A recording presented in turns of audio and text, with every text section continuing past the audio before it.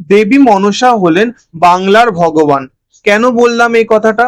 কারণ আর্য ধর্মগ্রন্থগুলো যেমন মহাভারত এবং পুরাণ গ্রন্থগুলোতে মনসা অতটা গুরুত্ব পায়নি যতটা না মনসা মঙ্গল কাব্যে পেয়েছে।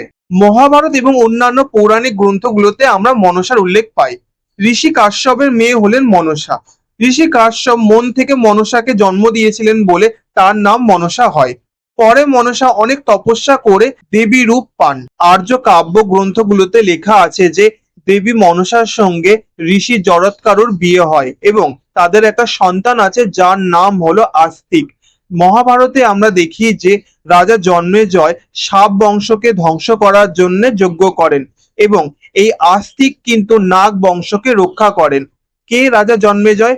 রাজা জন্মেজয় হলেন পরীক্ষিতের ছেলে এবং অভিমন্যুর নাতি। এদিকে মনসা মঙ্গল কাব্য বা পদ্মপুরাণ থেকে আমরা জানতে পারি যে শিবের মেয়ে হলেন মনসা।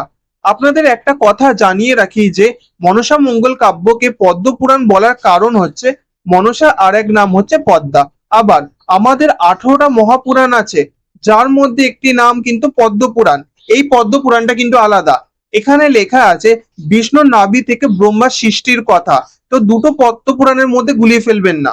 বেদ বা পুরাণ থেকে আমাদের বাংলার কবিরা মনসাকে বেশি গুরুত্ব দিয়ে মনসা মঙ্গল কাব্য রচনা করে গেছেন, যেখানে আমরা মনসার স্ট্রাগেলটাকে দেখি এবং চাঁদ সদাগর, বেহুলা, লক্ষিন্দর ইত্যাদি ক্যারেক্টার গুলোকেও দেখি। এবার বুঝতে পারলেন তো লেখকেরা কিভাবে দেবীর রূপগুলোকে পরিবর্তন করে গেছেন।